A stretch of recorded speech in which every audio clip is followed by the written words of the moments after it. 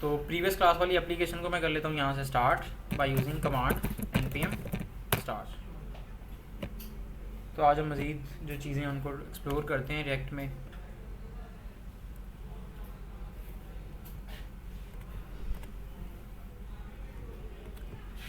Previous class में हमने जितनी भी फालतू फाइल्स एंड फोल्डर्स थे जो कि हमारी प्रोजेक्ट को में मतलब उसको चलने के लिए कंपलसरी नहीं थे, तो हमने उनको डिलीट कर दिया था।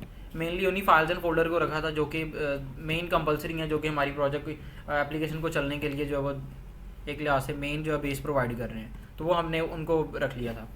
यहाँ पे हमने एक कंपोनेंट बनाना भी समझा गया कि कंपोनेंट किस तरह से बनता है, और कंपोनेंट की डेफिनेशन उधर से आपने रीड की होगी। तो कंपोनेंट क्या होता है, हमारे पास एक फंक्शन होता है जो कि क्या रिटर्न कर रहा होता है, सम मार्कअप। क्या रिटर्न कर रहा होता है? Markup means tags.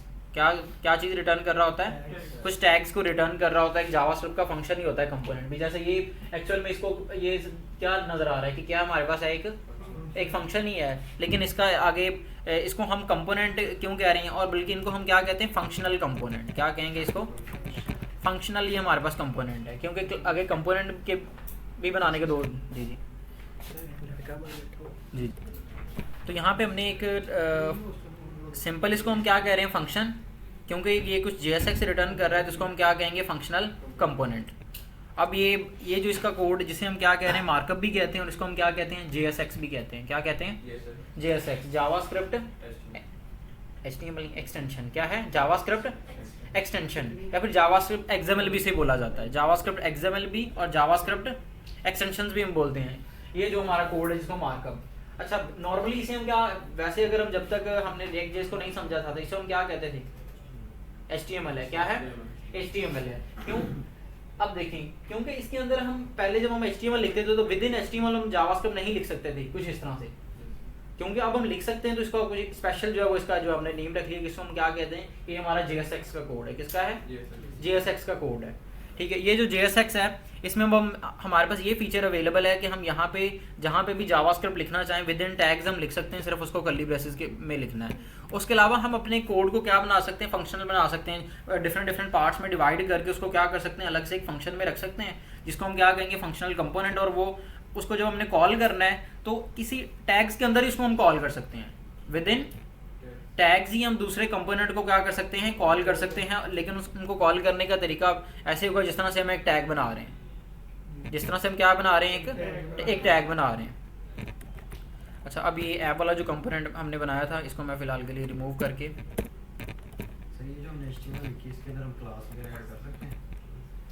सब कुछ कर सकते हैं, क्लास भी ऐड कर सकते हैं, मतलब पूरी की पूरी HTML आ सकती है। सर वैसे ही करेंगे जैसे HTML में करते हैं?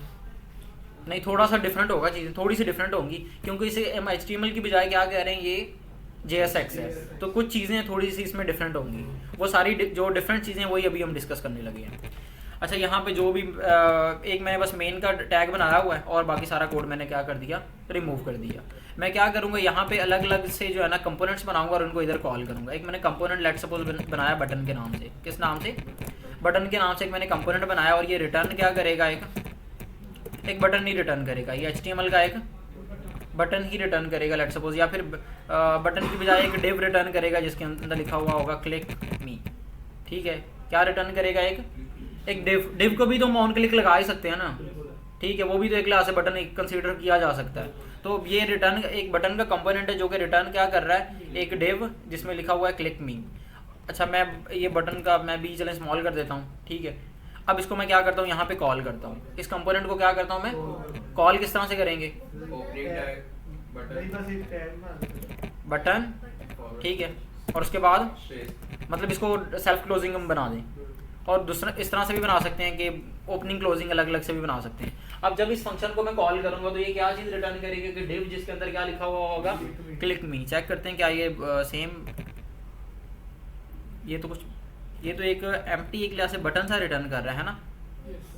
अगर इसमें मैं कुछ लिख दूं, इसमें कुछ लिख दूं, तो ये इसने क्या डिव रिटर्न की या फिर बटन रिटर्न किया है? मतलब ये वाला फंक्शन कॉल ही नहीं हुआ। इसका नाम जो है ना थोड़ा सा ग्रेइश सा हमें नजर आ रहा है। ऐसे ही था नहीं, क्या चीज़? मेरा भी ऐसे ही। आपका भी यही इशू था? ठीक है, तो ये देख लें क्या इशू है। देखिए इसका नाम जो है ना ग्रे सा आ रहा है। जब हम VS कोड यूज़ कर रहे हैं तो बाय डिफ़ॉल्ट जो इसका थीम इंस्टॉल होता है उसमें क्या होता है कि जब हम कोई भी वेरिएबल, कोई भी फंक्शन, कोई भी चीज़ जब हम डिफाइन करते हैं, जब उसको हम यूज़ नहीं ना करते तो उसका वो ग्रे सा हो जाता है कि वो यूज़लेस है। जैसे अभी ये बता रहा है कि ये वाला बटन वाला कंपोनेंट क्या है, यूज़लेस है, इसको अब यूज़ ही नहीं कर रहे, हालांकि मैं तो यहाँ पे यूज़ कर रहा था, मैंने कॉल किया भी था। अगर इसको मैं सेल्फ क्लोजिंग भी बना दूँ तो फिर भी देखिएगा, फिर भी स्टिल वो क्या कह रहा है, यूज़ नहीं हो रहा, अभी यूज़ नहीं हो रहा, वो स्टिल वो एम्प्टी एक बटन से ही बना रहा है इसको। यानी जब मैं इसको कॉल कर रहा हूँ इस बटन को तो ये कॉल नहीं हो रहा। अच्छा मैं यहाँ पे, हम यहीं पे जहाँ पे ये जो मेन है, क्या मेन इधर कोई कंपोनेंट था? तो मैंने मेन क्यों लिखा हुआ है?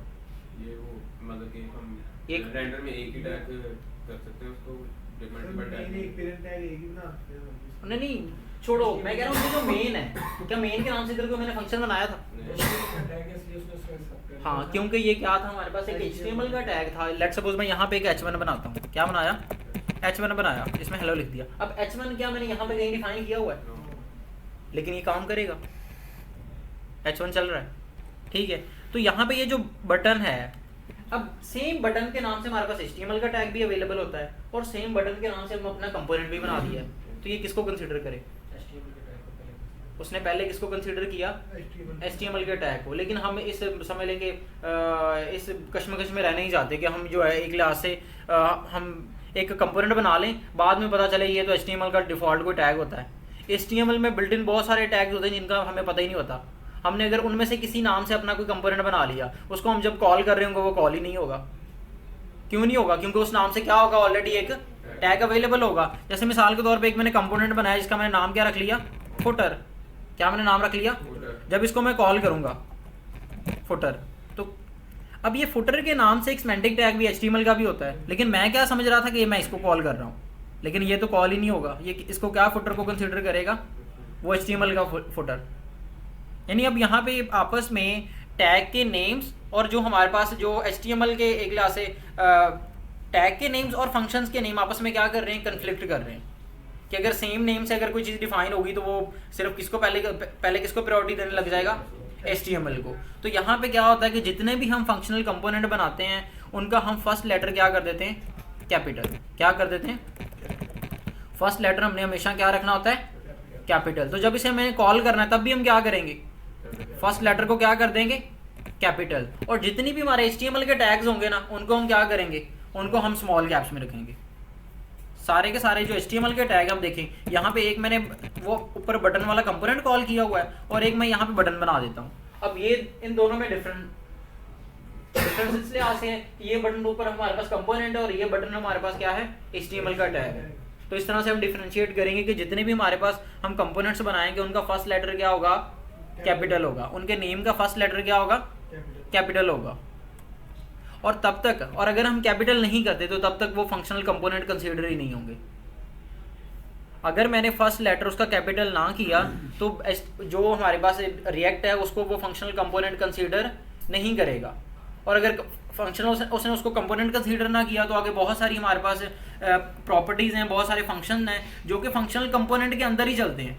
तो अगर वो फंक्शनल कंपोनेंट ही होगा तो वो सारी की सारी चीज़ें भी, लेट सपोज हुक्स हैं, आगे रिएक्ट में एक कॉन्सेप्ट है हुक्स का, जितनी भी हुक्स हैं वो किसी ना किसी फंक्शनल कंपोनेंट के अंदर ही चलती हैं। तो अगर मैंने इसको स्मॉल कर दिया बी को, तो अब तो ये फंक्शनल कंपोनेंट ही नहीं है। तो जब मैं हुक को कॉल करूंगा तो वहाँ पे मुझे क्या आ जाएगा, एरर। तो मतलब एक लिहाज से इसके अंदर अगर मैंने कोई यहाँ पे किसी हुक को यूज़ किया, ठीक है, तो मुझे क्या आ जाएगा, एरर आ जाएगा, क्योंकि ये तो फंक्शनल कंपोनेंट ही नहीं है।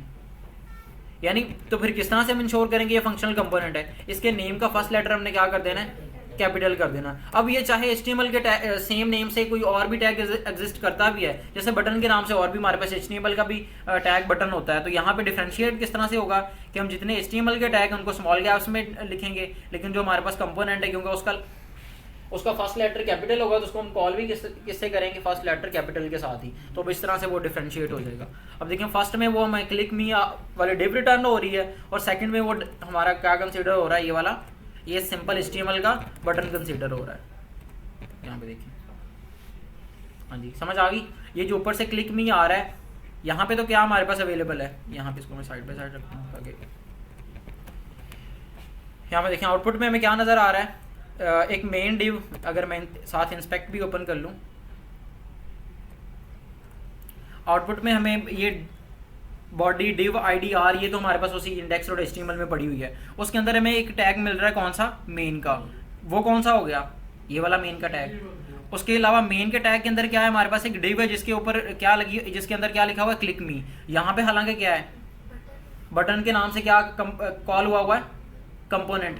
लेकिन ये बटन के नाम से कंपोनेंट इधर वो तो नहीं, बटन के नाम से कंपोनेंट तो नहीं आ रहा, डिव आ रही है। और वो डिव मतलब कौन रिटर्न कर रहा है, यही कंपोनेंट जिसको हमने कॉल किया हुआ है। ओके, यानी ये वाला कंपोनेंट यहाँ पे जब कॉल हो रहा है तो यहाँ से जो चीज़ रिटर्न हो रही है वो वापस वहीं पे आ जाती है जहाँ पे इस फंक्शन को कॉल किया गया था, इस बटन को क्या किया गया था, कॉल किया गया था। तो वहीं पे वो डिव आ गई, क्लिक मी वाली। और उसके नीचे हमारे पास एक बटन था जिसके अंदर मैंने क्लिक लिखा था, वो भी एज इट इज़ आ गया। H1 के अंदर मैंने हेलो लिखा था, वो भी एज इट इज़ आ गया। यहाँ से वो एज इट इज़ दोनों वहाँ पे शो हो रहे हैं। यानी हमारा JSX का कोड भी रिएक्ट की लाइब्रेरी ने एंड पे किस में कन्वर्ट किया है, HTML में ही कन्वर्ट किया है। क्योंकि ब्राउजर को नहीं रिएक्ट का पता, ब्राउजर को किसका पता है, HTML CSS और जावास्क्रिप्ट का। ठीक है, बिहाइंड द सीन अब ये किस तरह से कन्वर्ट हुआ है, ये रिएक्ट का अपना मैकेनिज्म है, जिस तरह से उसके मतलब डेवलपर ने इसको बनाया, जिसने रिएक्ट को डेवलप किया है। तो बिहाइंड द सीन उसका अपना मैकेनिज्म है, जिस तरह से ये बटन यहाँ से कॉल हुआ और यहाँ से ये जो चीज़ रिटर्न हो रही थी वो वापस इधर आ गई। हाँ जी, क्लियर हुई चीज़। जितने भी हमने हमने एक रूल समझा कि जितने भी हमारे पास फंक्शनल कंपोनेंट हमने बनाने हैं उनका फर्स्ट लेटर क्या रखना है, हमने कैपिटल रखना है। और जितने भी हमारे पास HTML के टैग हैं उनको हमने किस में रखना है, स्मॉल कैप्स में रखना है। अगर यहाँ पे मैंने इस H1 का H कैपिटल कर दिया, क्या कर दिया, H को मैंने कैपिटल कर दिया, अब ये H1 नहीं, ये वो H1 HTML वाला नहीं रहा। अब ये कहेगा कि ये H1 के नाम से आपके पास यहाँ पे कोई कंपोनेंट होना चाहिए था, और वो क्या एग्जिस्ट करता है, अभी नहीं करता। तो अब हमें इधर क्या आ रहा है, एरर आ रहा है। वो क्या आ रहा है, H1 इज नॉट डिफाइंड। यहाँ पे एरर आ रहा है, इसको मैं बंद करके आपको, यहाँ पे क्या आ रहा है, H1 इज नॉट डिफाइंड, क्योंकि यहाँ पे H1 के नाम से यहाँ पे कोई कंपोनेंट एग्जिस्ट नहीं करता। अगर मुझे इसको HTML का टैग बनाना था तो फिर इसको H को क्या करना है, मुझे स्मॉल h के साथ स्टार्ट कर देना है। हाँ जी, समझ आ गई। सर कंपोनेंट में HTML में इतना ही फर्क है, यही फर्क से हमें पता लग गया। और भी थोड़े बहुत डिफरेंस है, समझते हैं। आगे एक और डिफरेंस है, मैंने आपको बताया था कि हर प्रोग्रामिंग लैंग्वेज के अंदर एक ऊप का कॉन्सेप्ट होता है, object oriented programming. Object oriented programming में एक वर्ड होता है क्लास, और सेकंड होता है ऑब्जेक्ट।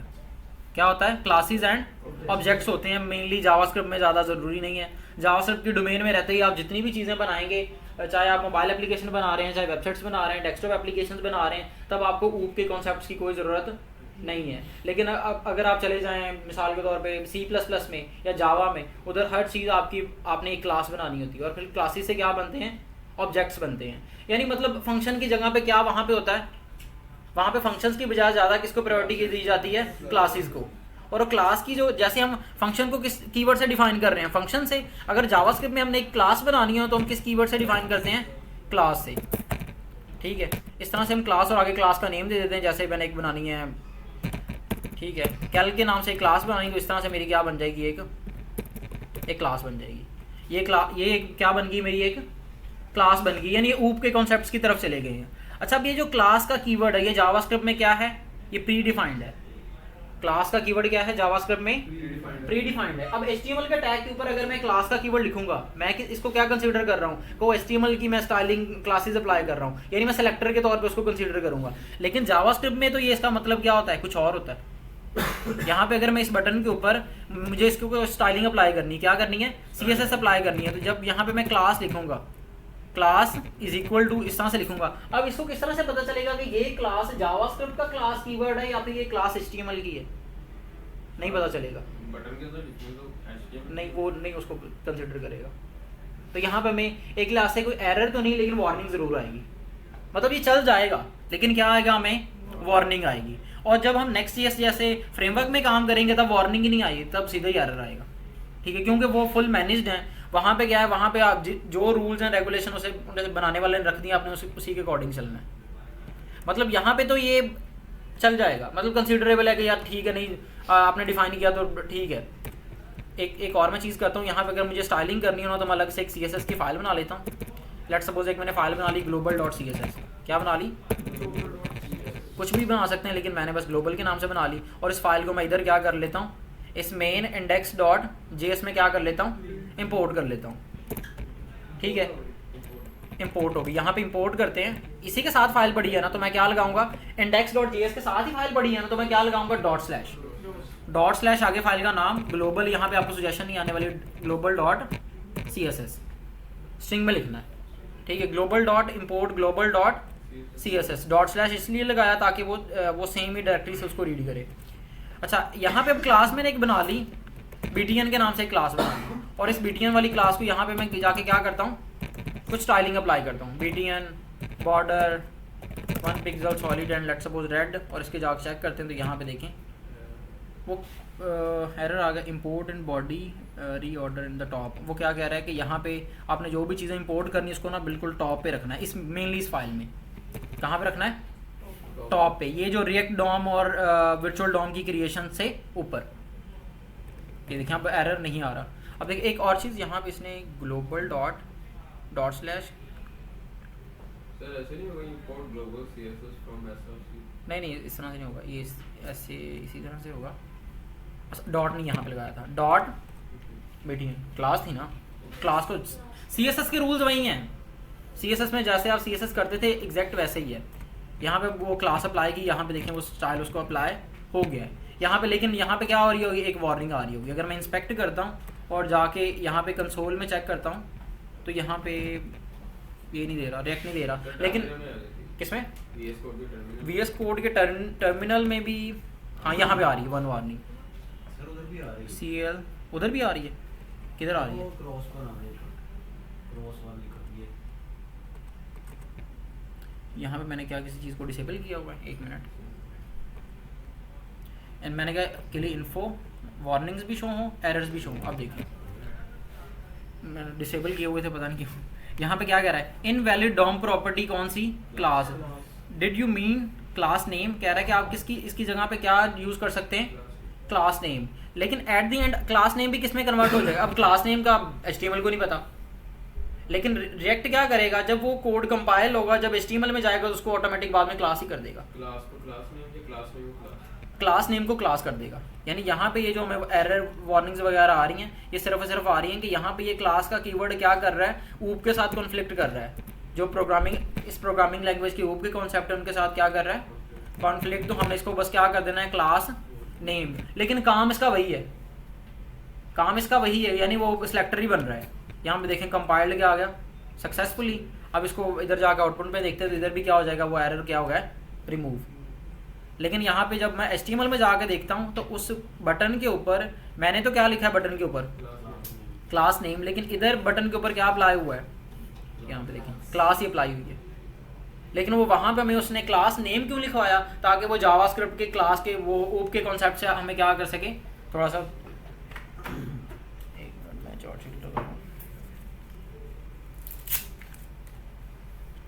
नेक्स्ट हमारे पास जो कीवर्ड है वो है हमारे पास फॉर के नाम से जावास्क्रिप्ट में क्या होता है, लूप।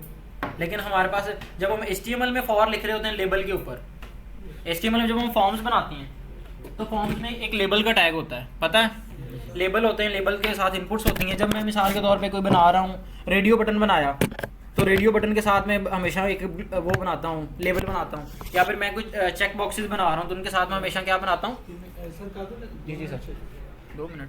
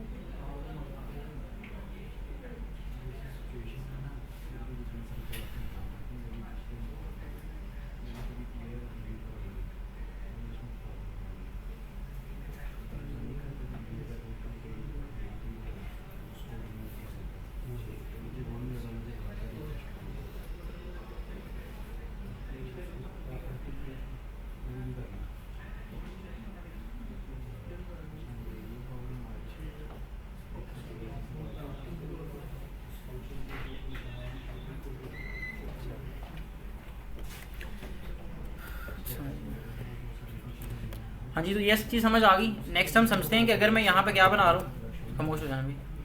यहाँ पे एक मैंने क्या बनाई, एक डिव बनाई, जिस डिव के अंदर एक तो ये चीज़, एक डिव बनाई, डिव के अंदर एक मैंने बना लिया लेट्स सपोज लेबल। क्या बनाया, लेबल। हम क्यों बनाते हैं, ताकि अपने वो जो रेडियो बटन्स हैं और उसके साथ हमारे पास क्या चीज़ है, वो जो एक इनपुट्स हैं, चेक बॉक्सेस हैं, उनको क्या करूँ आपस में लिंक कर सकें, ताकि उस पर क्लिक करने से भी वो क्या हो जाए, चेक हो जाए। यहाँ पे एक मैंने बनाई इनपुट,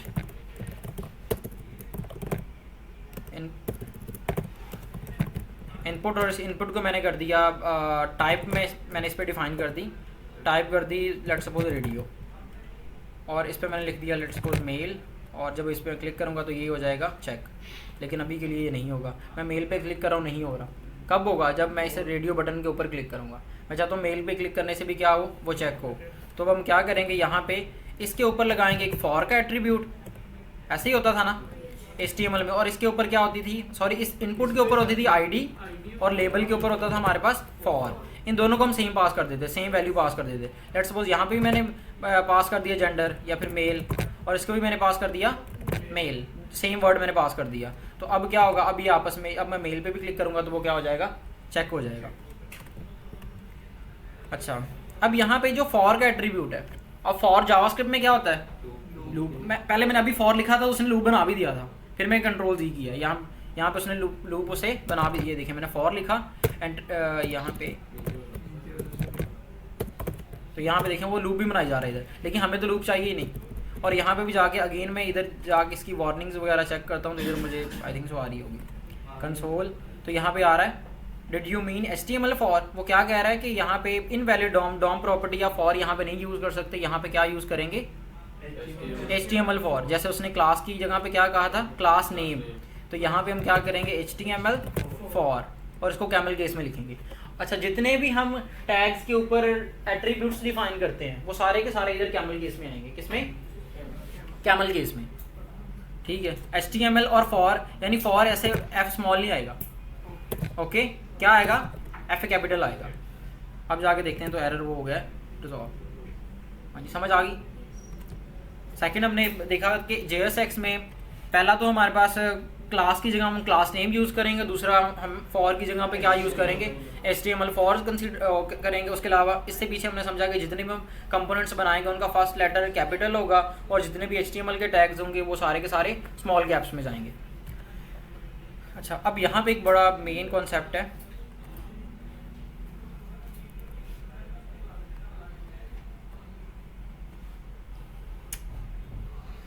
इस सारे कोड को मैं कर रहा हूँ कमेंट, और सिर्फ मैं रखना हूँ अपना बटन का कंपोनेंट यहाँ पे, ठीक है। इधर क्या हो रहा है, वो कॉल हो रहा है, ठीक है, तो वो क्लिक नहीं सिर्फ उसी में से आ रहा है। यहाँ पे आगे हम समझते हैं कंडीशनल रेंडरिंग। क्या चीज़, कंडीशनल रेंडरिंग, कि मेरे पास किसी कंडीशन के ऊपर, जैसे मैंने लास्ट टाइम आपको उसमें नहीं दिखाया था अपने EJS में, कि हम इफ एल्स लगा के कुछ चीज़ों को क्या कर सकते हैं, रेंडर कर सकते हैं, कुछ चीज़ों को रेंडर नहीं कर सकते। ये कब हमें ज़रूरी होता है, जब मैं कोई एडमिन डैशबोर्ड बना रहा हूँ। अब एडमिन डैशबोर्ड में हर एक प्रोडक्ट को मैं डिलीट करने के मेरे पास फीचर अवेलेबल होता है। एडमिन के पास क्या होता है, प्रोडक्ट को डिलीट करने की होती है, एक क्लासिक फीचर होता है कि वो किसी भी प्रोडक्ट को डिलीट कर सकता है। लेकिन जब यूज़र उस वेबसाइट को ओपन करता है, उसे डिलीट का बटन वहीं पर नज़र ही नहीं आ रहा होता, लेकिन एडमिन को नज़र आ रहा होता है। तो उस पर क्या होता है, कंडीशनल रेंडरिंग हुई होती है। कुछ एप्लीकेशन में जब तक आप लॉगिन नहीं करते, फेसबुक या जितने भी आप सोशल मीडिया यूज़ करते हैं, जब तक आप लॉगिन नहीं करते तब तक आपको वो जो लॉगिन वाली स्क्रीन पे ही रीडायरेक्ट करता रहता है। जैसे ही आप लॉगिन कर लेते हैं, सेम ऊपर URL होता है और आप किस पे चले जाते हैं, अपनी ID पे। बात समझ रहे हैं कि वो क्या हुई होती है, हमारे पास कंडीशनल रेंडरिंग हुई होती है। यहाँ पे मैं कोई एक आपको एग्जाम्पल, लेट्स सपोज लिंक्डइन, मैं लिंक्डइन पे जाता हूँ, तो यहाँ पे मैंने मेन डोमेन ओपन की हुई है linkedin.com, ठीक है। ये मेन डोमेन, अभी मेरा URL में फीड पे आ गए, linkedin.com/feed पे आ गए। यहाँ से अगर मैं इसको क्या कर देता हूँ, यहाँ से अगर लॉग आउट कर देता हूँ, URL सेम ही होगा। यहाँ से इसको मैंने क्या कर दिया, साइन आउट कर दिया, रिमेंबर एंड साइन आउट। तो यहाँ पे देखिए, अब मैं यहाँ पे /feed वाला था ना वो URL, उस पर जाऊँगा तो मुझे क्या करेगा, वो अगेन किस पे वो रीडायरेक्ट कर दिया उसने, लॉगिन पे। मतलब यहाँ पे कोई बैकएंड पे कंडीशनल रेंडरिंग लगी हुई है कि अगर यूज़र ने लॉगिन नहीं किया होगा उसको किधर ले जाना है, इस पेज पे ले जाना है। हाँ जी, तो यहाँ पे कंडीशनल रेंडरिंग समझते हैं कि मतलब किसी कंडीशन के ऊपर कोई कोड चलेगा, अदरवाइज नहीं चलेगा। यहाँ पे एक मैंने बटन बनाया,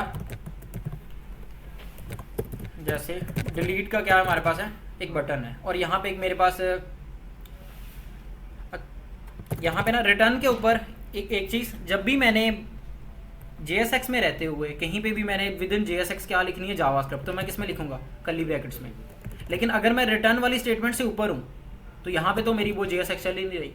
JSX तो क्या हो रही, रिटर्न हो रही है, इससे ऊपर क्या है, नॉर्मल जावास्क्रिप्ट ही है, तो इधर मैं कर्ली ब्रेसेस नहीं लगाऊंगा।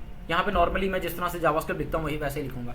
एक मैंने वेरिएबल बनाया इज एडमिन के नाम से, किस नाम से, इज एडमिन के नाम से एक मैंने वेरिएबल बनाया, और उसमें मैंने स्टोर कर लिया क्या चीज़, फॉल्स। क्या स्टोर करवा लिया कि अगर मैंने अब मैं करना क्या है कि अगर एडमिन की वैल्यू ट्रू होगी तो फिर ये डिलीट का बटन नज़र आएगा, अदरवाइज नहीं नज़र आएगा। यहाँ पे मुझे कंडीशन ही, एक कंडीशन के ऊपर इस बटन को शो करवाना है।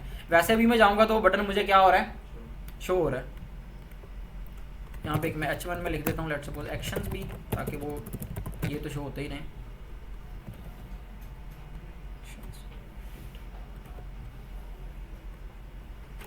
अब मैंने यहाँ पे क्या किया, इस बटन को लिखा मैंने कर्ली ब्रैकेट्स में, किसमें, जावास्क्रिप्ट में लिख लिया, और यहाँ पे इस पे लगाई मैंने कंडीशन।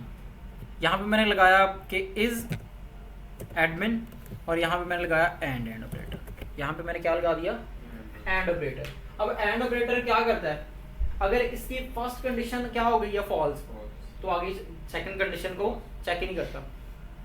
एंड ऑपरेटर क्या करता है, फर्स्ट कंडीशन अगर फॉल्स होगी तो सेकंड को चेक ही नहीं करता, क्योंकि एंड ऑपरेटर में क्या होता है, दोनों साइडें ट्रू होगी तो आउटपुट ट्रू होगी। अगर पहली फॉल्स होगी तो सेकंड को इसने चेक ही नहीं करना। अब अगर इस एडमिन की पहले इसे क्या मिल गई, वैल्यू फॉल्स, तो इसने इस बटन को रेंडर करना ही नहीं है, ठीक है। अब यहाँ पे अगर इसको क्या मिल गई, वैल्यू ट्रू, तो यहाँ पे इसने जब सेकंड वैल्यू को रेंडर करने जाना, वो उसके पास क्या उसे मिलेगी, JSX, तो उसको वो रिटर्न कर देगा, यहाँ बटन आ जाएगा। यहाँ पे भी देखते हैं तो एक्शंस में मुझे बटन शो नहीं हो रहा, लेकिन जैसे ही यहाँ पे मैं एडमिन को क्या करता हूँ, ट्रू, तो वो साथ ही बटन हमें आ गया। इसको हम क्या कहेंगे, कंडीशनल रेंडरिंग। समझ आई? अच्छा, अब आपने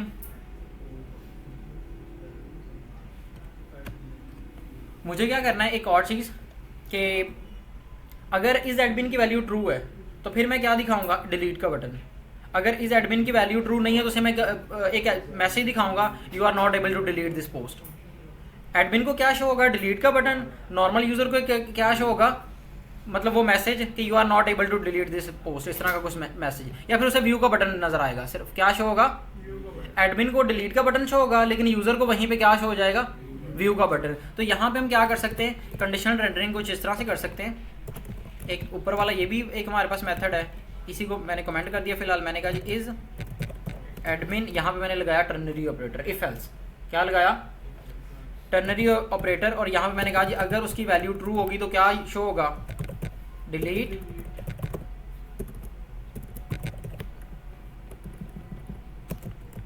और एल्स में क्या शो होगा,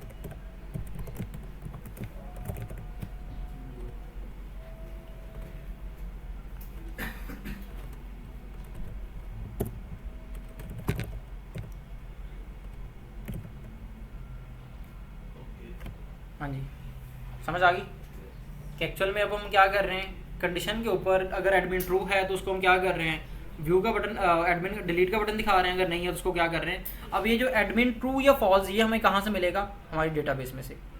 जिस यूज़र को हमने एडमिन रखा हुआ है उसको ऑटोमेटिक वो से क्या मिल जाएगा, यहाँ पे डेटाबेस में से ट्रू मिल जाएगा। जिसको हमने क्या रखा हुआ है, एडमिन नहीं रखा हुआ, ऑटोमेटिक उसको डेटाबेस से यहाँ पे क्या मिल जाएगा, फॉल्स मिल जाएगा। तो जिसका ट्रू होगा उसको डिलीट का बटन नजर आ जाएगा, यानी एडमिन को डिलीट का बटन नजर आ जाएगा, नॉर्मल यूजर को क्या शो हो जाएगा, व्यू का बटन नजर आ जाएगा। हाँ जी, ये कंडीशनल रेंडरिंग समझ आ रही है, नहीं आ रही? यहाँ पे समझ लेंगे इफ एल्स लगा हुआ है, इस एडमिन की वैल्यू ट्रू होगी तो ये, अगर इस एडमिन की वैल्यू फॉल्स होगी तो कॉलन के बाद वाला कोड, इसको हम क्या कहते हैं, टर्नरी ऑपरेटर। और ये ऊपर वाला हमारे पास क्या है, ये तो एंड ऑपरेटर हो गया जावास्क्रिप्ट।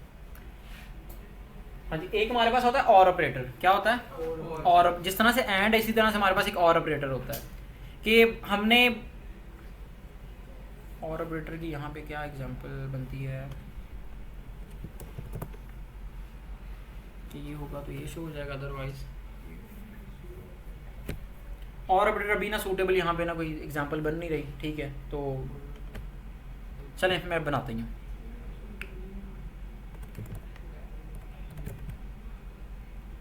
यहाँ पे ये जो एक्शंस है ना, इसी पे एक मैं बनाता हूँ। यहाँ पे एक मैंने लगाई क्लास, क्या बनाई, एक क्लास नेम। मैं चाहता हूँ अगर एडमिन होगा ना, अगर इस एडमिन की वैल्यू मिल रही होगी, क्या होगी, इस एडमिन की वैल्यू मिल रही होगी, तो एक्शन के ऊपर मैं क्या पास कर दूंगा, एक्शंस का कलर जो है ना उसको CSS में चेंज करनी है। एक्शंस के अंदर मैं क्या पास कर दूंगा, एक्शंस के अंदर मैं पास कर दूंगा, लेट्स सपोज इसका कलर जो है ना, इस पे एक मैं क्लास ऐड कर दूंगा ग्रीन के नाम से। क्या ऐड कर दूंगा, ग्रीन के नाम से एक क्लास ऐड हो जाएगी अगर इस एडमिन की वैल्यू क्या होगी, ट्रू, और अगर नहीं होगी तो उसको इस पे ऑटोमेटिक क्या आ जाएगी। या फिर मैं यहाँ पे एक क्लास बना लेता हूँ, वेरिएबल एक्शन क्लास, एक मैंने क्या बना ली, एक्शन क्लास के नाम से एक वेरिएबल बनाया, इसमें एक्शन क्लास में मैंने एक स्ट्रिंग स्टोर करवा दिया, लेट्स सपोज ग्रीन, क्या स्टोर करवा दिया, ग्रीन, और इसी एक्शन क्लास को मुझे इधर क्या कर देना है, पास। तो यहाँ पे देखें JSX के अंदर मैं जावास्क्रिप्ट का वेरिएबल कॉल करने लगा हूँ, तो क्या लगाऊंगा, पहले कर्ली ब्रैकेट्स, ऐसा ही है, और आगे इसके अंदर मैं क्या लगा दूंगा, एक्शन क्लास। अब एक्शन क्लास के अंदर क्या लिखा हुआ है, ग्रीन, तो ग्रीन किधर आ जाएगा, इसकी क्लास के ऊपर। तो यहाँ पे इसके ऊपर क्या क्लास अप्लाई हो जाएगी, ग्रीन। तो यहाँ पे देखें इसके ऊपर, इस H1 के ऊपर क्या क्लास अप्लाई हो गई है, ग्रीन। ये समझ आ रही है, ये जो मैंने कोड लिखा है कि यहाँ पे एक वेरिएबल है जिसमें क्या स्टोर है, एक्शन क्लास है ग्रीन, और तो वही मैंने वेरिएबल किधर कॉल कर दिया है, यहाँ पे क्लास में, तो सेम वो ग्रीन उठ के इधर आ गया, तो उसके ऊपर क्लास लगी ग्रीन। अब इसको हमने कुछ स्टाइल नहीं अप्लाई किया हुआ था।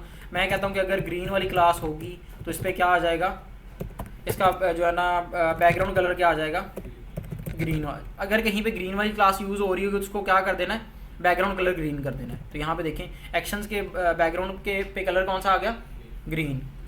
लेकिन अगर मे बी ये जो ग्रीन वाली ये जो वेरिएबल है ये डेटाबेस में से आ रहा हो, किधर से आ रहा हो, और डेटाबेस में से क्यूरी करने में कोई एरर आ जाए, डेटाबेस में से फैच ना हो पाए, लेट्स सपोज ये नहीं हो आया, ये डेटाबेस में, इसमें मैंने क्या कर दिया, कमेंट कर दिया, तो यही है ना, मिसाल के तौर पर से नहीं मिला।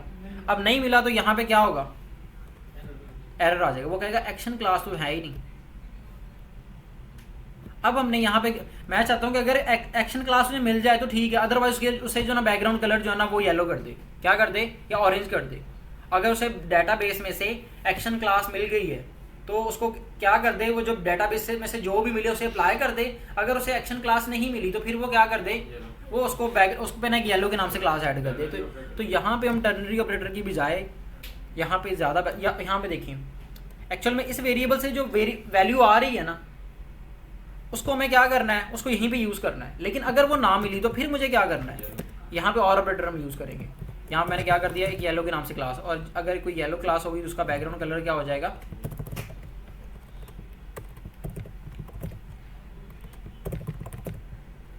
तो यहाँ पे देखिए अब हम उसने हमें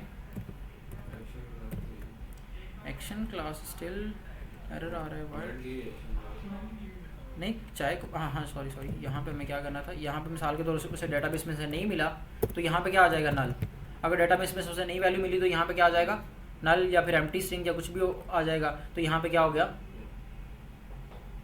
उसे यहाँ पे कोई भी क्लास नल मिला तो उसने क्या किया, ऑटोमेटिक उसको क्या कर दिया, दूसरी सेकंड जो और ऑपरेटर था उसको अप्लाई कर दिया। लेकिन उसे यहाँ से अगर ग्रीन क्लास मिल गई, अगर उसे यहाँ से ग्रीन क्लास मिल गई तो ऑटोमेटिक उसने फर्स्ट प्रायोरिटी किसको दी, ग्रीन को, जो पहले लिखी हुई है।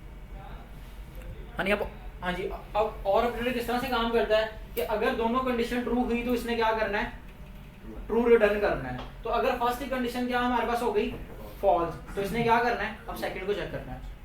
एंड ऑपरेटर में अगर फर्स्ट ही फॉल्स हो जाए तो वो सेकंड को चेक नहीं करता। लेकिन और ऑपरेटर में क्या होता है, दोनों में से कोई भी ट्रू हो तो उसने ट्रू रिटर्न करना होता है, इसीलिए वो क्या करता है, दोनों को चेक करता है। और ऑपरेटर क्या करता है, दोनों को ही चेक करता है। उसमें अगर फर्स्ट फॉल्स हो जाए तो वो फिर किसको चेक करता है, सेकंड को। तो अब अगर फर्स्ट में उसे क्या मिला, नल मिला, तो उसने क्या कर दिया, सेकंड अप्लाई कर दिया।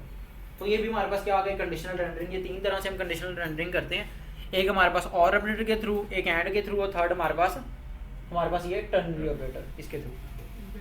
ये तीन तरह से हम अपने कोड को क्या करते हैं, कंडीशनली रेंडर करते हैं। और यहाँ पे देखिए मैं कोई उसको सेलेक्ट नहीं कर रहा। अब यही आप चीज़ मुझे जावास्क्रिप्ट में अगर मुझे उसमें करनी होती नॉर्मल HTML में, तो वहाँ पे मुझे उनको सेलेक्ट करना पड़ना था, उसकी इनर HTML चेंज करनी पड़नी थी, किसी डिव को हिडन या उसको डिस्प्ले नन या डिस्प्ले ब्लॉक करना पड़ना था CSS में जाकर, तो बहुत झंझट था।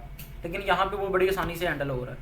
सर वो डायरेक्ट ग्रीन का लिख सकते थे ऑप्शन क्लास। इधर हाँ जी। लिख सकता था बिल्कुल, यहाँ पे डायरेक्टली मैं ग्रीन भी लिख सकता था कि अगर ग्रीन मिल गया तो ठीक है, उसको ग्रीन कर देना, अदरवाइज क्या कर देना, येलो कर देना। अब उसे ग्रीन मिल रहा है तो उसे क्या कर रहा है, वो ग्रीन करी जा रहा है। लेकिन यहाँ पे अगर उसे फॉल्स मिलता, ना मिलता या नल या कुछ ना मिलता, तो फिर उसने क्या करना है, अब उसने येलो करना है। यहाँ पे सर हमने वेरिएबल का नाम नहीं डिक्लेयर करना, फॉल्स की जगह। पहले मैंने वो किया था, तो यार दोनों ही ठीक हैं, एक वेरिएबल को इधर यूज़ कर लें या फिर डायरेक्ट इधर वैल्यू, एक्चुअल में तो वैल्यू उठ के इधर आ रही है ना, एक्चुअल में तो ये चीज़ इधर आ रही है वेरिएबल के नेम की जगह। हाँ जी, समझ आ गई। और एंड और तीसरे नंबर पे हमारे पास टर्नरी ऑपरेटर, ये तीन हम कंडीशनल रेंडरिंग के लिए यूज़ करते हैं।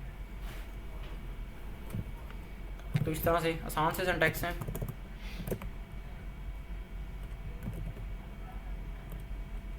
अच्छा, और ये चीज़ जो है ना, ये इसकी एक और आपको एग्जांपल जो है ना इधर मैं बता ही जाऊँ।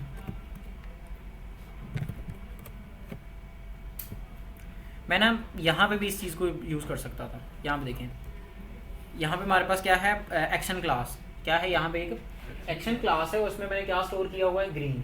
और बाद में इसको मैं कहाँ पे यूज़ कर रहा हूँ, एक्शन क्लास को इधर एक्शन क्लास में मैंने स्टोर क्या किया हुआ, ग्रीन। मैं इधर भी डायरेक्ट ये लगा सकता था कि अगर उसमें कोई ये फर्स्ट वैल्यू आ रही है तो ठीक है, अदरवाइज क्या कर देना, येलो कर देना। और इस एक्शन क्लास को ही डायरेक्ट मैं इधर यूज़ कर लेता, इसको मैं हटा ही देता। सारा फंक्शन वहाँ भी हो जाता। तो वो फंक्शन जो भी ये कंडीशन चेक होनी, वो इधर ही होके एक्शन क्लास के अंदर, अगर ये मिल गया तो ग्रीन आ जाना, अगर ग्रीन ना मिला तो क्या आ जाना है, येलो आ जाना। और वही एक्शन क्लास हमने इधर कॉल कर दी। तो ये भी एक तरीका है, ठीक है, जिससे आपका वो इधर जो है वो थोड़ा सा सिंपल कोड हो जाएगा, ऊपर सारी लॉजिक शिफ्ट हो जाएगी। हाँ जी, क्लियर, ठीक है। इससे भी अगर मैं चेक करूँगा तो अभी वो क्या हो रहा होगा, ग्रीन। लेकिन अगर यहाँ पे ये ग्रीन ना मिलता इसे, यहाँ पे फॉल्स या कहीं और से कोई वैल्यू आ रही तो उसने फिर किसको प्रायोरिटी दे देनी थी, उसको सेकंड को। हाँ जी, ठीक है। तो ये एंड में भी कुछ ऐसा किया जा सकता है, ऊपर इधर ही। अच्छा, सेकंड एक और चीज़ हम डिस्कस करते हैं।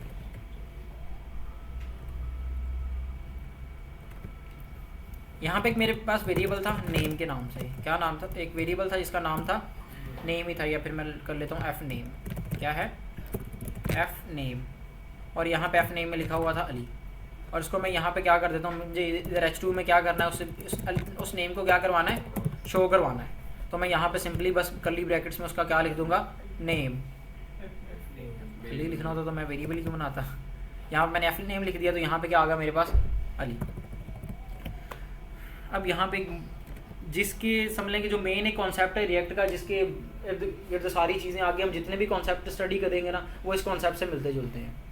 यहाँ पे ये कि ये जो मैंने H2 लिखा और इसमें मैंने क्या लिखा, ये एफ नेम लिखा, ये जो इतनी मैंने लाइन लिखी, और ये एफ नेम जो इधर से उठ के आया, और एट द एंड जो H2 है वो किधर पास हुआ, एट द एंड ये जो H2 है ये यहाँ से रिटर्न होकर कहाँ पे गया, इधर बटन में, बटन की जगह पे। और बटन किधर गया, मेन में। और मेन से ये कहाँ पे रेंडर हुआ, वर्चुअल डॉम में। और वर्चुअल डॉम कहाँ पे जा रहा है, डिव आईडी जिसके ऊपर क्या लगी हुई है, आर।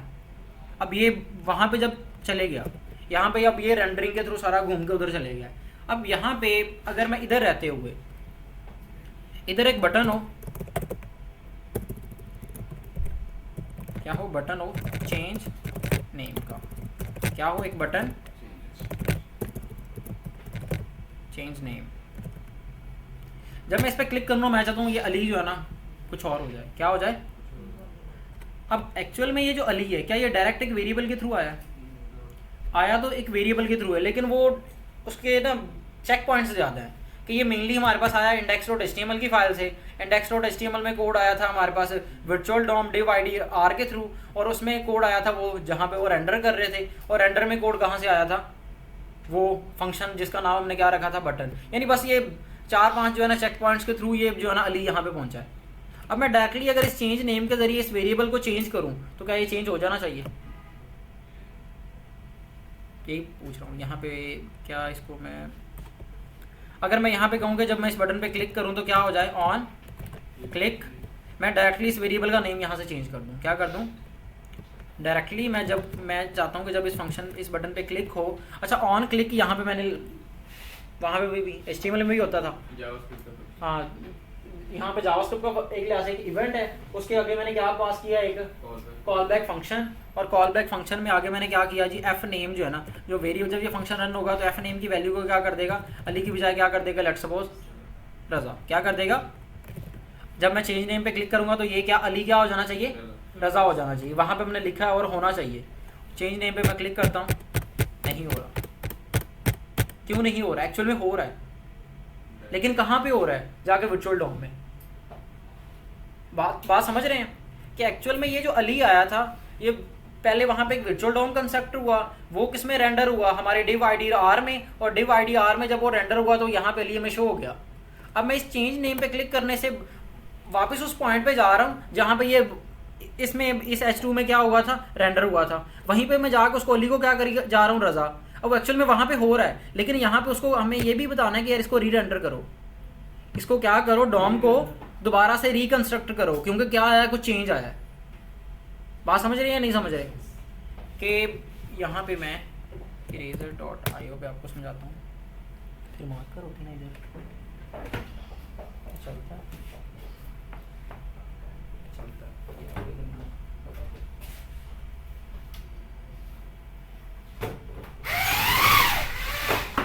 यहाँ पे देखिए, एक्चुअल में जो आउटपुट हमारे पास ब्राउजर में आ रही है, यहाँ पे हमारे पास है ब्राउजर, ठीक है, ये हमारे पास ब्राउजर है, इस ब्राउजर में हमारे पास जो आउटपुट आ रही है इसमें हमारे पास है एक H2 है, ठीक है, इस H2 में क्या लिखा हुआ है, अली, ये जो H2 में अली लिखा हुआ है, ये अली हमारे पास कहाँ से आ रहा है, ये अली बिहाइंड द सीन हमारे पास पहले हमारे पास एक index.html की फाइल है, index.html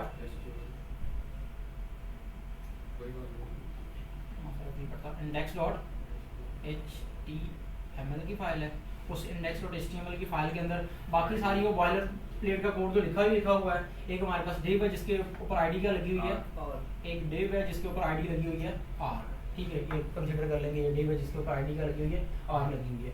अब इस div id r के अंदर कोड कहाँ से आ रहा है,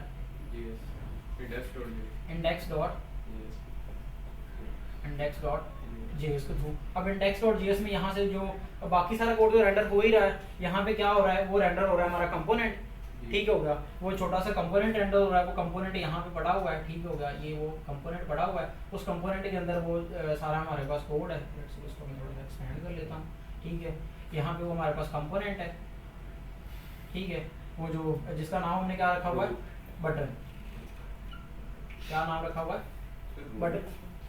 बटन, किसकी बात कर रहा हूँ, रेंडर हम रूट को कर रहे हैं, रेंडर हम रूट को ही कर रहे हैं, लेकिन मैं ये फंक्शन को अच्छा फंक्शन अभी मैंने फंक्शन बनाया, रेंडर इधर से कराऊंगा div id r के अंदर। ये जो बटन वाला कंपोनेंट है आगे ये रेंडर हो रहा है किसके अंदर, आगे वो रूट डॉट, यहाँ पे क्या हो रहा है, इस रूट id के अंदर हमारे पास लेट्स सपोज होना चाहिए, यहाँ पे रेंडर हो रहा है और यहाँ से कोड ये इधर और इधर से आ गई, ये यहाँ पे शिफ्ट हो गया, ठीक है। अब यहाँ पे ये जो id r के अंदर यहाँ वाला बटन वाला कंपोनेंट क्या हुआ, जब रेंडर हुआ, यहाँ पे वो वेरिएबल था जिसका नाम था, वहाँ पे एफ नेम वाला क्या था, वेरिएबल क्या था, एफ नेम वाला वेरिएबल था जिसमें लिखा हुआ था अली, यहाँ पे फिर वो यहाँ पे वो क्या हो रहा था, वो H2 के अंदर क्या हो रहा था, यहाँ पे वो H2 अवेलेबल थी जिसके अंदर वो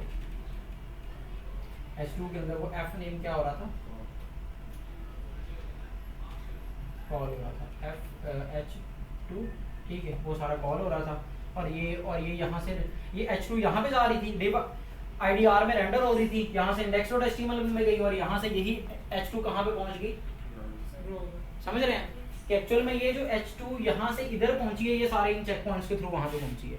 अब यहाँ पे इसी के नीचे हमारे पास क्या था, बटन, वो वाला, ठीक है, जिसपे हमने क्या लगाया हुआ था, ऑन क्लिक, जब क्लिक होगा तो क्या हो जाएगा, वो आगे वो एफ नेम को हम क्या कर देंगे, एफ नेम को हम क्या कर देंगे, चेंज कर देंगे, लेट्स सपोज क्या कर देंगे, रज़ा कर देंगे, ठीक है। इस बटन पे जब क्लिक होगा, अब जब बिल्कुल फर्स्ट टाइम हमारी एप्लीकेशन लोड होगी तो क्या होगा, बिल्कुल अभी मैंने क्लिक नहीं किया, यूज़र अभी लोड तो हो, बाद में यूज़र क्लिक करेगा ना, बिल्कुल स्टार्ट पे क्या होगा, यहाँ पे ये index.js में से ये जो बटन है, ये जो ये वेरिएबल डिफाइन हुआ जिसमें अली स्टोर हुआ, अली जाके H2 में गया और H2 के जरिए ये इस तरह से डिव बनी और इस तरह से ये डिव किस पे गई, रेंडरिंग में, वो SR ID के अंदर रेंडर हुई और इसके थ्रू index.html के थ्रू ये कहाँ पे पहुंच गई, ब्राउजर में। अब ये जो बटन है, ये बटन भी साथ है, इसी के साथ किधर पहुंच गया था, ब्राउजर में, जिस तरह से H2 पहुंचा था। अब जब भी ये ब्राउजर में पहुंच गया, जब इसमें क्लिक करूंगा, ठीक है, तो ये क्या इधर से डायरेक्टली इसको चेंज कर देगा? यहाँ पे पॉइंट है कि जब मैं उस बटन के ऊपर यहाँ से जब वो चेंज नेम के ऊपर मैं क्लिक करूंगा, चेंज नेम के थ्रू इसको ये डायरेक्टली चेंज नहीं करेगा। क्यों? क्योंकि इसके पास सोर्स ही नहीं है इसको इधर से चेंज करने का। ये अली तो आ गई यहाँ से, उस बटन पे क्लिक करने से एक्चुअल में ये वेरिएबल की वैल्यू चेंज हो रही है, एफ नेम की वैल्यू। जब मैं इस बटन पे क्लिक करता हूँ ना, ये एफ नेम अली से रजा हो रहा है, मैं आपको चेक करवाता हूँ कि जब जहाँ पे हो रहा है, लेकिन ये आगे ये जो प्रोसेस था ना रेंडरिंग का, वो नहीं दोबारा का परफॉर्म हो रहा। ये जो यहाँ से ये इधर रेंडर हुआ, यहाँ से इधर गया और यहाँ से वो जो अली वाला अली तक जहाँ तक ये पहुंचा H2 के अंदर, वो सारा प्रोसेस नहीं दोबारा रिपीट हो रहा। बेसिकली वही वाला काम हो रहा है जिस वक्त हमने प्रोडक्ट के अंदर वहाँ से हमने डिलीट की थी। जी जी। तो जब हम रिफ्रेश करते थे तो फिर वो जाके सारा कुछ होता, फिर वो नहीं हो रहा, वरना नहीं, लेकिन हमने इधर रिफ्रेश नहीं करवाना। हाँ, डिलीट हो गई थी प्रोडक्ट, जी जी, नजर फिर भी आ रही थी, नजर फिर भी आ रही थी वही सिचुएशन वहाँ पे।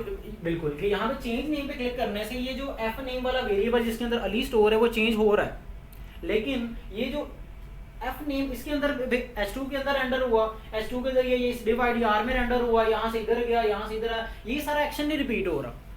हम क्या चाहते हैं कि जब उस बटन पे क्लिक होने से वेरिएबल का नाम तो ऑब्वियसली वेरिएबल की वैल्यू तो चेंज हो रही है, साथ साथ ये री रेंडरिंग हो, साथ क्या हो, हमारा कंपोनेंट सारा का सारा री रेंडर हो, रीवैलिडेट हो, क्या हो, रीवैलिडेट। और रीवैलिडेट होने के दौरान वो चेक करे कि कौन से वेरिएबल की वैल्यू चेंज हुई है, जिसको मुझे क्या करना है, उतने एक्शन को क्या कर देना, उतने यूआई के पार्ट को क्या कर देना, री रेंडर करना है।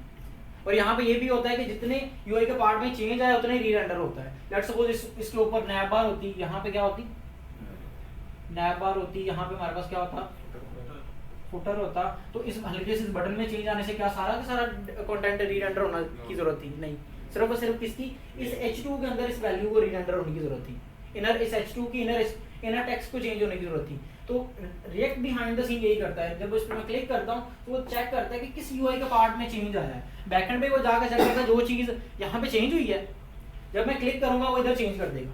जब चेंज कर देगा तो अब चेक करेगा ये जो चीज़ जिसमें चेंज आया क्या ये यूआई में कहीं पे यूज हो रही है। जैसे लेट्स सपोज इस पे क्लिक करने से एफ नेम क्या हो गया, अली से क्या हो गया, रजा हो गया। अब वो चेक करेगा एफ नेम क्या यहाँ पे यूआई में क्या कुछ इसका कोई रोल है कि चेंज होने से क्या कुछ रिफ्लेक्ट आना है, तो आना है एफ नेम में, क्योंकि ये जो अली है वो यहाँ पे पास हो रहा है और ये ऊपर यहाँ पे शो हो रहा है। तो इस पे चेंज करने से हमने क्या करना है, एफ नेम को रजा करके क्या करना है, सारी रेंडरिंग परफॉर्म करनी है विदाउट रीलोडिंग। ठीक है, तो यही इसी वजह से हमारे पास रिएक्ट में यूज़ होती हैं हुक्स। क्या यूज़ होती हैं, ये बिहाइंड द सीन रिएक्ट ये सारा एक्चुअली री रेंडरिंग खुद करेगा, लेकिन वो कहता है आपने क्या करनी है, एक हुक यूज़ करनी है जिसका नाम है यूज स्टेट। क्या नाम है, एक हुक है, हुक्स आगे समझते हैं क्या क्या क्या होती है।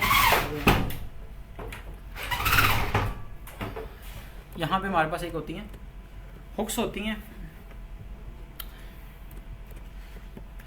और हुक सिर्फ चलती हैं हमारे पास टाइम हो गया ऑलमोस्ट, चलें ये थोड़ा बहुत एक बार इसका ओवरव्यू ले लेते हैं कि हमारे पास रिएक्ट की बिल्ट इन हमारे पास क्या होती हैं, हुक्स होती हैं। यानी जो हमने लाइब्रेरी जहाँ पे हमारे पास ये पैकेज.json में हमारे पास लाइब्रेरी इंस्टॉल हुई है ना, रिएक्ट हुआ है, रिएक्ट डॉम इंस्टॉल हुआ है, रिएक्ट स्क्रिप्ट्स और वेब वाइटल्स, इनमें से ये जो रिएक्ट डॉम वाला सारे के सारे काम जो इधर हो रहे हैं ये कौन करवा रहा है, रिएक्ट डॉम। क्योंकि ये हमने जो वर्चुअल डॉम इंपोर्ट किया था वो कहाँ से इंपोर्ट हुआ था, रिएक्ट डॉम में से। अभी तक हमने रिएक्ट में से कोई भी चीज़ यहाँ पे यूटिलाइज नहीं की हुई। अब रिएक्ट में से एक चीज़ यूटिलाइज होगी जिसका नाम क्या है, use state.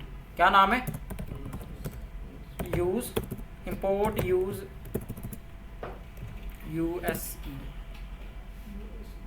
USC use state. यहाँ पे मैंने यूज स्टेट लिखा, उसने अपने आप इसको कर्ली ब्रैकेट्स में लिख के उसको कहाँ से इंपोर्ट कर लिया, रिएक्ट लाइब्रेरी में से उसने इसको इंपोर्ट कर लिया। चेक करते हैं क्या कोई एरर तो नहीं आ रहा, नहीं। अब ये जो हमने यूज स्टेट क्रिएट की, इसके थ्रू हमने ये जो वेरिएबल बनाया था ना, इसको नॉर्मल हमने वेरिएबल नहीं अब बनाना। क्यों, क्योंकि इसके चेंज आने से यूआई में चेंज आना है, तो इसको हमने नॉर्मल वेरिएबल नहीं बनाना, इसको हमने क्या बनाना है, स्टेट के थ्रू एक वेरिएबल बनाना है। वो किस तरह से बनता है, यहाँ पे हम क्या करते हैं, एक वेरिएबल मैंने एफ नेम बना लिया, क्या बना लिया, एफ नेम बना लिया, लेकिन इसको मैं कमेंट कर देता हूँ। लेकिन इस एफ नेम के अंदर मैं क्या लिखूंगा, यूज़ स्टेट, और यूज़ स्टेट के अंदर इसकी डिफ़ॉल्ट वैल्यू पास करूँगा। क्या करूँगा, यूज़ स्टेट के अंदर इसकी डिफ़ॉल्ट वैल्यू पास करूँगा। अब इसके थ्रू ये एक स्टेटफुल वेरिएबल बन गया है। क्या बन गया है, स्टेटफुल वेरिएबल बन गया, जिसका मतलब ये है कि अगर किसी एक्शन ने, यूज़र के किसी इवेंट ने इस एफ नेम की वैल्यू को चेंज किया, तो उस चेंज करने से ये वाला जो यूआई का पार्ट है जहाँ पे इसकी वैल्यू यूज़ हो रही होगी, वो क्या होगा, री रेंडर होगा। क्या होगा, जहाँ पे इस वेरिएबल की वैल्यू यूज़ हो रही होगी वो क्या होगा, उतना यूआई का पार्ट क्या होगा, री रेंडर होगा। अगर इसमें चेंज आया तो ठीक है, क्यों, क्योंकि एक स्टेटफुल वेरिएबल है। अब ये यूज स्टेट की वजह से ये हुआ है कि हमने इसको जैसे हम पहले हम इस तरह से वेरिएबल बना रहे थे, अब हमने किस तरह से बनाया, कुछ इस तरह से। अब इसमें क्या है, अब इसमें जब हमने इस वेरिएबल को चेंज करना है ना, तो हम ऐसे नहीं चेंज करेंगे कि direct F name is equal to Raza, इस तरह से हम चेंज नहीं करेंगे। बात समझ रहे हैं, इसको चेंज इस तरह से इसने नहीं होना। अब ये जो एफ नेम है ना, ये हमें एक अरे मिली है, इस ये यूज स्टेट है, ये फंक्शन है ना, हमने तो नहीं ना बनाया, कहाँ से मिल रहा है, रिएक्ट की लाइब्रेरी, उसका अपना है। तो ये हमें जो यूज स्टेट है ना, ये एफ नेम इसने हमें जो है ना अली नहीं रिटर्न किया, इसने हमें एक अरे रिटर्न की है। क्या रिटर्न की है, अरे। मैं इसको फिलहाल कमेंट करता हूँ और उसको ना अरे को आपको जो है ना चेक करवाता हूँ कि ये एफ नेम में हमें क्या मिल रहा है। अगर मैं एफ नेम को कॉल करूँगा console.log, इस तरह से अगर एफ नेम होता था तो हमें क्या मिलना था, अली मिलना था। लेकिन अब एफ नेम जब मैंने कॉल किया तो उसने मुझे क्या भेजा है, एक अरे जिसके 0 इंडेक्स पे क्या है, अली, और 1 इंडेक्स पे क्या है, एक लैम्डा फंक्शन। एक क्या है, मतलब एक फंक्शन है वो। अच्छा, ये जो मुझे इधर इसने कंसोल दिखा दिया ना, एक मैंने एक एक्सटेंशन इंस्टॉल की हुई है, आप लोगों ने भी कर लेनी। इसका है निंजा कंसोल के नाम से एक एक्सटेंशन है, क्या है, Ninja console, I think so, ये फर्स्ट पे ही आ गई थी, कंसोल निंजा है। क्या नाम है, कंसोल निंजा। आपने एक्सटेंशन इंस्टॉल कर देनी है, जिसकी मदद से आपको जो कंसोल्स हैं ना वो इधर ही शो हो जाएंगे साथ। इधर तो शो होंगे ही होंगे, साथ ब्राउज़र में भी होंगे, मतलब ब्राउज़र में तो होंगे ही, साथ इधर भी शो हो जाएंगे। यहाँ पे देखिए, इसने हमें क्या रिटर्न की है, index.js की लाइन नंबर 18 से हमें रिटर्न क्या हुआ है, एक 18 नंबर लाइन से हमें एक अरे रिटर्न हुई है। और उस अरे को अगर हम एक्सपैंड करते हैं तो उसको 0 इंडेक्स पे वही वैल्यू है जो हमने यूज स्टेट में पास की थी, इनिशियल वैल्यू, और 1 इंडेक्स पे क्या है, एक फंक्शन। क्या है, फंक्शन। इसको हम कहते हैं, जो 0 इंडेक्स पे जो हमें ये वैल्यू रिटर्न करता है उसे हम कहते हैं अपनी स्टेट, और जो 1 इंडेक्स पे फंक्शन, इसको हम क्या कहते हैं, सेट स्टेट। क्या कहते हैं, स्टेट का सेटर फंक्शन। क्या कहते हैं, स्टेट का सेटर फंक्शन। यानी अब ये 0 इंडेक्स पे अली एक स्टेट है, यानी इसमें अगर चेंज आया तो हमारा कंपोनेंट क्या होगा, वो सारा वो री रेंडर होगा। लेकिन उस स्टेट को अपडेट करवाएगा कौन, 1 इंडेक्स वाला फंक्शन। जो 1 इंडेक्स पे क्या मिल रहा है, फंक्शन, उसको हम क्या कह रहे हैं, सेटर फंक्शन। क्या कह रहे हैं, अरे का सेटर फंक्शन। उसको जब हम कॉल करेंगे उसमें जो वैल्यू पास कर देंगे वो क्या हो जाएगी, अपडेट हो जाएगी। अब मुझे यहाँ पे ना वो फिलहाल के लिए क्या अली वो शो करवाना है यहाँ पे। तो यहाँ पे देखें, जहाँ पे मैं एफ नेम पास करूँ, एफ नेम तो क्या ही करे, तो मुझे अली यहाँ पे शो करवाना, तो यहाँ पे मैं बॉक्स ब्रैकेट में क्या लिख दूंगा, उसका 0 इंडेक्स। क्या लिख दूंगा, 0 इंडेक्स, कि एफ नेम ये जो है इसके 0 इंडेक्स पे मुझे अली मिल रहा है, वो कहाँ पे शो करवा दो, इस H2 के अंदर। समझ रहे हैं, यहाँ पे अली वो उधर से कहाँ पे आ गया, इधर। अब मुझे वो बटन, दोबारा मैं बटन जो है रेंडर करता हूँ। अब जब मुझे क्या करना है, इस अली को क्या करना है, चेंज करना है। क्या करना है, अली को चेंज करना है। तो उसी एफ नेम के 1 इंडेक्स पे मुझे क्या मिल रहा है, सेटर फंक्शन। उसको जैसे ही मैं कॉल करूँगा तो क्या हो जाएगी, वो स्टेट अपडेट हो जाएगी। यहाँ पे ऑन क्लिक के ऊपर मैं एफ नेम को, जो ये F name is equal to ये जो रज़ा कर रहा हूँ, यहाँ पे मैं क्या करूँगा, यहाँ पे एफ नेम के 1 इंडेक्स पे फंक्शन मिल रहा है, ठीक है। और वो उस फंक्शन को जब हमने इस तरह से इक्वल टू के जरिए, तो वो कॉल नहीं होगा। वो फंक्शन किस तरह से कॉल होता है, इस तरह से, और इसमें इक्वल टू नहीं आएगा। यहाँ पे वैल्यू किधर जाती है, इसके आर्गूमेंट में। ये चीज़ समझ रहे हैं कि एफ नेम की 0 इंडेक्स पे वैल्यू मिल रही थी, 1 इंडेक्स पे क्या मिल रहा था, सेटर फंक्शन मिल रहा था। तो एफ नेम इंटू जब मैंने 1 किया तो मुझे फंक्शन मिल गया। अब उसको कॉल करना था तो साथ ही मैंने क्या लगा दी, पेयर ऑफ पैरेंथेसिस, और उसके अंदर मैंने न्यू वैल्यू पास कर दी, रज़ा पास कर दी। जैसे क्लिक करेंगे तो जो ये सेटर फंक्शन क्या करेगा, यहाँ पे जाके इस अली को क्या कर देगा, रज़ा। क्योंकि ये एक स्टेटफुल वेरिएबल था, तो रिएक्ट बिहाइंड द सीन क्या करेगा, इतने यूआई के पार्ट को क्या कर देगा, री रेंडर कर देगा। अब जाके इसको क्लिक करते हैं, चेंज नेम तो साथ ही क्या होगा, वो अली से क्या हो गया, रज़ा हो गया। अब इसको अगर दोबारा चेंज करना हो तो वहाँ पे आप कंडीशंस लगा लें, ठीक है। वहाँ पे आपको कंडीशन, फिलहाल तो मैंने ये लेट्स सपोज मैंने एक काउंटर बना रहा हूँ, क्या बना रहा हूँ यहीं पे अच्छा यहाँ पे ये जो हम एफ नेम और जीरो इंडेक्स में क्या लिख रहे हैं, वो मतलब बॉक्स ब्रैकेट में जीरो इंडेक्स लिख रहे हैं, यहाँ पे वन इंडेक्स लिख रहे हैं, यानी ये वाला फंक्शन हमें रिटर्न, ये हमने ये जीरो इंडेक्स और वन इंडेक्स लिखे क्यों, क्योंकि ये वाला फंक्शन हमें रिटर्न क्या कर रहा था, एक अरे। मैंने बिल्कुल स्टार्ट पे जब हमने जावास्क्रिप्ट, मतलब स्टार्ट पे नहीं, जब जावास्क्रिप्ट ऑलमोस्ट एंड कर ली थी, तब मैंने आपको बताया था कि हम अरे और ऑब्जेक्ट्स को क्या करते हैं, डी स्ट्रक्चर, क्या कर सकते हैं, डी स्ट्रक्चर कर सकते हैं ना। जैसे ये चीज़ ने, इसने मुझे क्या रिटर्न किया, एक अरे, तो यहाँ पे मैं क्या कर लूँ, इसको डी स्ट्रक्चर कर लूँ। अरे या तो अरे के जरिए बॉक्स ब्रैकेट के साथ ही डी स्ट्रक्चर होगा। फर्स्ट में मैंने वैल्यू लिख दिया एफ नेम में मुझे वो आ जाएगा स्टेटफुल वेरिएबल, और सेकंड में मैंने लिख दिया सेट एफ नेम, ये सेकंड मैंने अपनी मर्जी से जो वन इंडेक्स में वैल्यू आएगी उसको मैंने किस में स्टोर कर लिया, सेट एफ नेम में। अब यहाँ पे मुझे ये नहीं लिखना पड़ेगा, लेकिन वो फंक्शन की जगह पे मुझे मैं क्या लिखूंगा, बस सेट एफ नेम। ये चीज़ बताएं समझ आई या नहीं आई। इसने मुझे अरे रिटर्न की, उस अरे के जीरो इंडेक्स पे क्या थी मेरे पास, वैल्यू, इनिशियल वैल्यू जो मैंने इधर पास की है, और वन इंडेक्स पे क्या था, इसी का सेटर फंक्शन।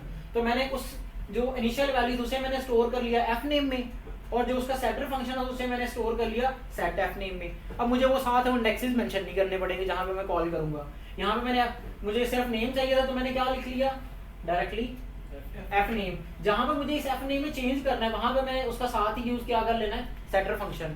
तो मैंने यूज कर लिया यहाँ पे सेट एफ नेम, उसको क्या कर दो, रज़ा कर दो। तो वो स्टेटफुल वेरिएबल है, तो जैसे ही चेंज आएगा तो क्या हो जाएगा, उसमें रीटेंडरिंग परफॉर्म होगी, तो ये अली क्या हो जाएगा, अली से रज़ा हो जाएगा। हाँ जी, समझ रहे हैं, ये इतनी चीज़ समझ आ गई है। यहीं पे एक छोटी सी एक और हम एप्लीकेशन मतलब छोटा सा एक और एक्शन परफॉर्म करते हैं। इसको मैंने कमेंट कर दिया, और यहीं पे एक मैंने बनाया वेरिएबल नम। क्या बनाया, एक बनाया नम, और उसमें मैंने लिख दिया, दूसरा लिख दिया सेट नम, और इसमें मैंने यूज स्टेट के जरिए इसकी बाय डिफॉल्ट वैल्यू क्या रख दी, 0। अब यहाँ पे इसमें मुझे नम को क्या करना है, लेट्स सपोज एक H2 या किसी भी H1 के अंदर मुझे क्या करना है, वो नंबर को शो करवाना है, किसको, नम को। तो यहाँ पे मैंने नम को कॉल कर दिया, तो मुझे क्या शो हो जाएगा, यहाँ पे 0 शो हो जाएगा, क्योंकि डिफ़ॉल्ट वैल्यू मैंने क्या रखी है, 0। वो 0 किस में आ जाएगी, यहाँ पे जीरो इंडेक्स पे नम में आ गई। अब यहाँ पे मैं क्या करना है, एक इंक्रीमेंट के डिक्रीमेंट का एक बटन बना लेते हैं। इससे ऊपर एक मैं बटन बना लेता हूँ, ठीक है। एक ऊपर मैंने बटन बनाया जिसमें मैंने लिख दिया माइनस, और एक नीचे बटन बनाया जिसमें मैंने लिख दिया प्लस। मैं चाहता हूँ अब जब इन पे मैं क्लिक करूँ, ये माइनस करूँ तो इसमें से एक वैल्यू माइनस होती रहे, प्लस करूँ तो इसमें एक वैल्यू प्लस होती रहे, ठीक है। तो यही करना है। तो यहाँ पे पहले हम प्लस को कंसिडर करते हैं, ये माइनस को मैं साइड पे रख के पहले क्या करते हैं, प्लस। अब जब ऑन क्लिक होगा, जब क्लिक होगा तो एक कॉल बैक फंक्शन चलेगा, जो कि आगे किसको कॉल करेगा, हमने नम में चेंज लाना है, तो हमारे पास कौन सा उसका सेटर फंक्शन है, सेट नम। तो मैं सेट नम, अब इसमें चेंज किस तरह से लाना है कि जो करंट वैल्यू उसमें क्या करो, +1 कर दो। करंट वैल्यू में क्या करो, करंट वैल्यू मुझे किस में मिल रही है, नम में। तो यहाँ पे मैं क्या कर दूंगा, जी सर, नम +1, बस आगे बस लास्ट। अब देखें,